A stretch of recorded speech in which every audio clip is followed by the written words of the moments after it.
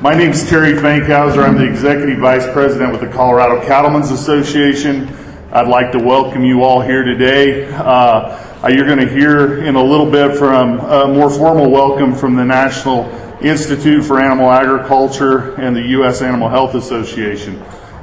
We appreciate their support in putting this meeting together. Not only a timely subject, but one that those of us in the industry that have a bit of durability have been around for a number of years.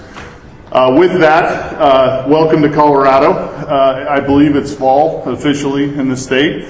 Everything began to cool off. You witnessed one of our few rainfall events if you came in over the last couple days.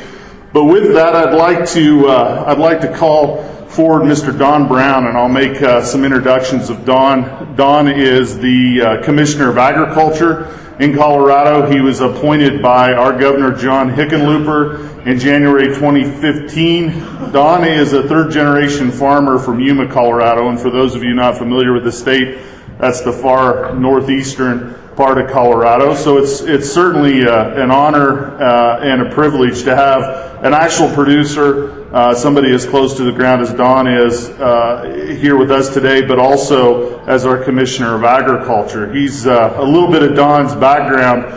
He's quite an innovator. He has a vision. He holds several patents. He's actively engaged in water conservation, energy development, and technological, as I mentioned, endeavors.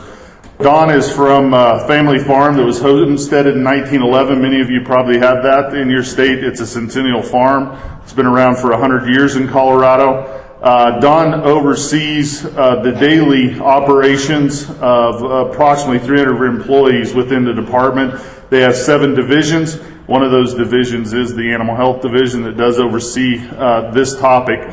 Don has his wife Peggy, which actually does most of the work on a daily basis for him while he's in Denver, and he's 3 children, and they still call Colorado home. So Don, if you could welcome everyone to Colorado. I'm glad to do that. Thank you, sir.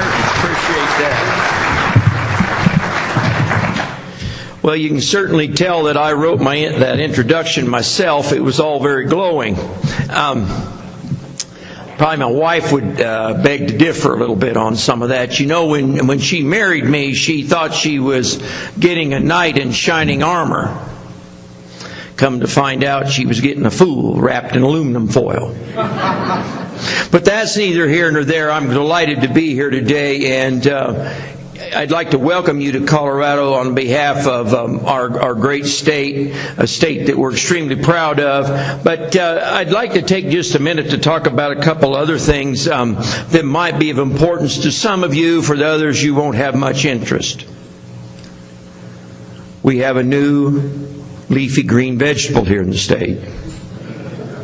It's grown in enclosures, totally against the federal law.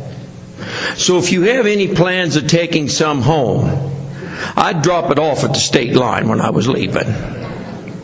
It's been an interesting ride here in agriculture. That falls under my shop, under pesticides, but we're not going to spend much time talking about that today. I want to welcome you to a state that has a lot of agriculture.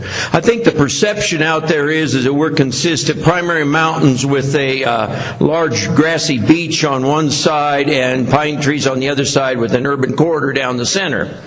But in fact, agriculture here in Colorado is extremely important. It's our number 2 industry in the state under tourism, and we have about 40 billion plus a year that we do in ag here in Colorado, 170-some thousand employees. JBS's U.S. and Australian headquarters are here in Greeley, Colorado. We raise a lot of cattle. There's 3,000 counties in the United States that have gross ag sales. And we in Colorado have 2 in the top 25 in the nation in gross ag sales.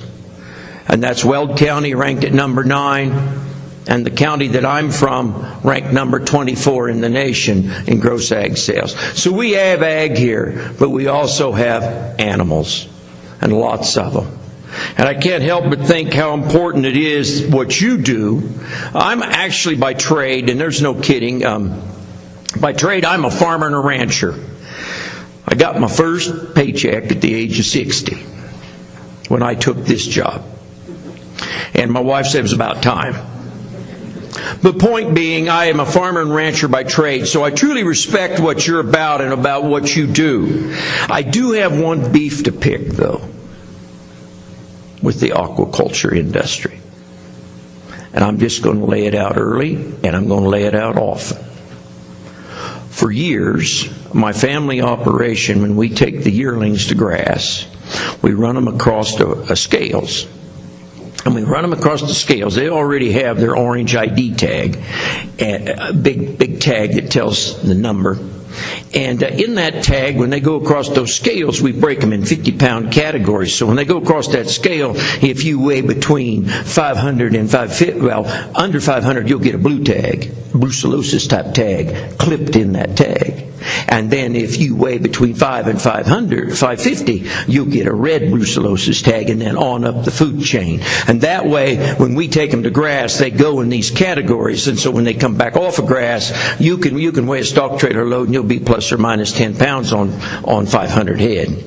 But the point being, I'm bitter with the aquaculture industry because a few years ago, our tag supplier would not let me have the salmon-colored tags anymore because they were exclusively saved for the salmon.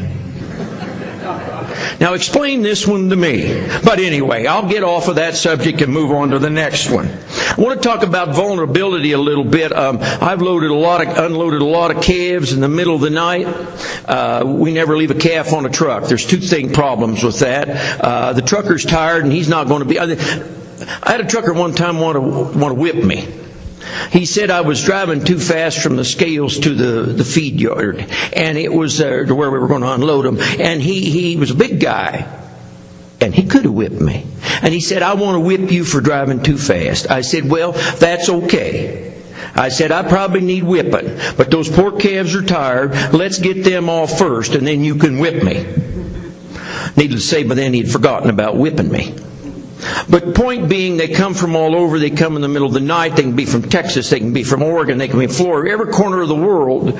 And we have no idea when, where, and how, and what they were exposed to. And without your efforts, it's extremely important that with your efforts and without your efforts, we're setting ourselves up for a train wreck.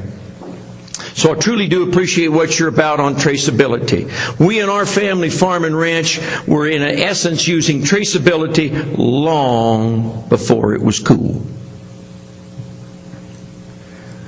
My father was a prosperous man, an individual who was a product of the 30s. And so there's two things that meant to him, something to him: money and more money. And when I started buying calves in about 79, when I came back to the farm, they had this new thing called Continentals coming in. And it was my job to procure the cattle because he didn't really enjoy that. So I would go to the livestock auction and I would buy Continentals, and then I'd buy some more conventional type cattle. And the Continentals were costing me $40 a head more. And he was writing a check the next morning for his half, and he struggled with that. And he told me, show me the money. So my wife and I, who the fact that Terry mentioned that she does do most of the work, this is not a lie, this is true. She's a full partner of mine. We have a very extensive operation. We run several thousand yearlings, several thousand acres of irrigated corn. We have a lot of dry land wheat. That business isn't risky enough, so we got in the oil and gas business in Eddy and Lee County, New Mexico, and then in the Wattenberg. And then I got these crazy ideas and got some pet stores. So anyway, there's nothing to do on our place on a daily basis, so may God be with her and her son. He's my son as well. But point being, at the end of the day, my father thought that I need to show him the money. So when we get by these calves at the sale barn, I would put an individual numbered tag in their ear. And this is in 79, so that I could track those cattle, and then we would weigh them. And when they got to gaining 0.3 of a pound a day more than the others, my father thought I'd shown him the money, and we proceeded to buy all Continental Mex calves. But we're back to something then that where it really showed me the money was not performance. It showed me the money on herd management, on disease control, on the fact that typically heifers didn't get quite as sick as steers. that certain treatment programs worked or didn't work, certain genetics did or didn't have a propensity to get diseases, certain areas where these calves came from, then you discovered they had mineral deficiencies. So the work that you're doing is extremely important, and I really appreciate the fact that you're out there. We're working with something called now on the national level, as a director of agriculture, cooperative federalism. And the concept is that we cooperate with the feds and states. But I can't help but think you already embody the fact that we're being cooperative, we're doing what's best for our industry, and may you continue to do so. It's deeply appreciated. Welcome to Color for Colorado. Remember, that big old black lab that you think's a seeing eye dog at the airport, in fact, is not a seeing eye dog. Thank you very much. Welcome to Colorado.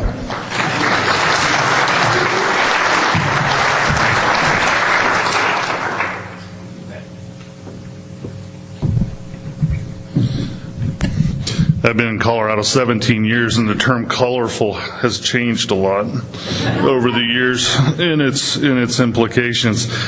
Next, I think we'll move into the official welcome and defining the issues and purpose of this joint meeting between USAHA and NIAA as far as a livestock traceability forum goes. So I'd like to introduce two gentlemen at this point in time. One being Tony Forshey. He's the chief of the Division of Animal Health, which is charged with protecting and promoting the health of Ohio's livestock and poultry industries. The doctor serves as the state veterinarian and oversees the operations of that division. He received his Bachelor of Science and Doctor of Veterinary Medicine degrees from Ohio State University. He's practiced for 27 years with major interest in swine production and throughout the Midwest. Today, most importantly, he currently serves on the board of directors of the USAHA. He also serves as the chairman of the board of the National Institute for Animal Agriculture. Would you welcome me on the stage?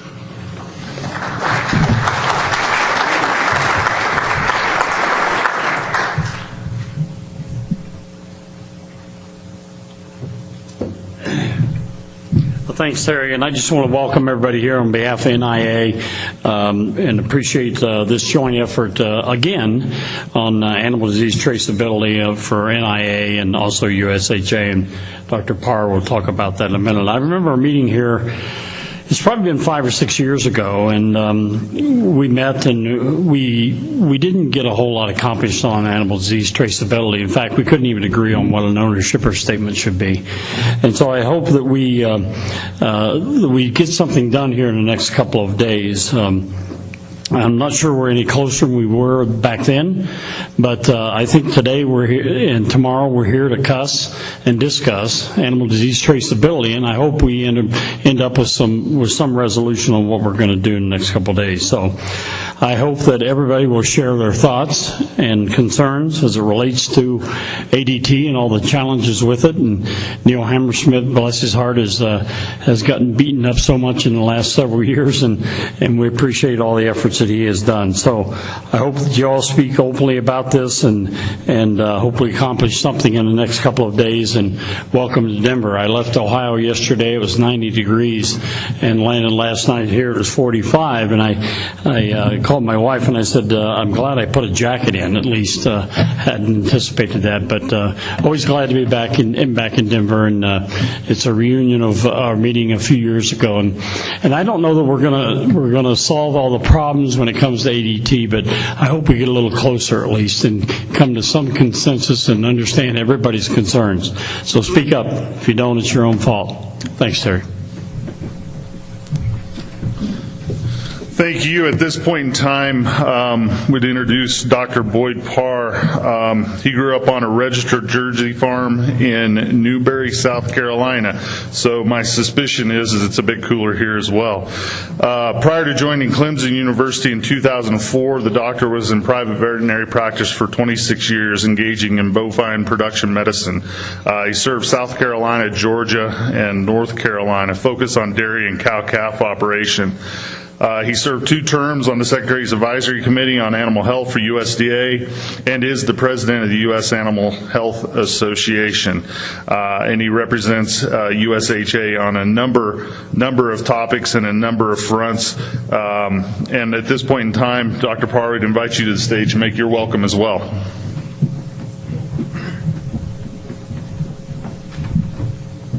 Thank you. Introduction may be a little longer than my talk. On behalf of U.S. Animal Health, we are happy to see you here. We appreciate the opportunity to work with NIAA at the request of USDA again for this important forum. I'll just echo a lot of the comments that Tony has already made, that we've been sitting around and a lot of familiar faces in my entire career in regulatory medicine talking about some of these same topics. A lot of progress has been made, and yet a lot of progress is yet to be made. So we are glad you are all here. I'm impressed with the full room and the diversity of the people that are here. And I would say, don't have wasted your time and money. You can do that by not letting your opinions and questions go unasked and your opinions go unexpressed. So hopefully, thanks to the Planning Committee and Ben Ritchie, our Executive Director, along with Katie Stewart, they've done the legwork of getting this set up. Hopefully things have been set up in a way that we will cover a lot of the remaining topics, but in a way that allows people to express themselves. And like Tony, I hope that at least we'll know where people stand, and if we do extremely well, we'll make some progress and develop some consensus on some key issues. We do have a majority of the U.S. Animal Health Executive Committee here today, so we are in full support of this, and thank you for the opportunity, and this conference will be what you make of it.